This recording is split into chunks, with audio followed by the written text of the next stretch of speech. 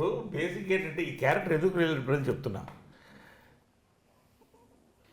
పెళ్ళి కాని బ్రహ్మచారులు ఎక్కువ తయారైపోతున్నారు ఇప్పుడు.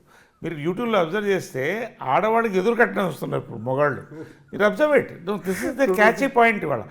ఇవాళ ఆడవాళ్ళు పెళ్లి చేసుకోవడానికి మొగాళ్ళు సిద్ధంగా లేరు.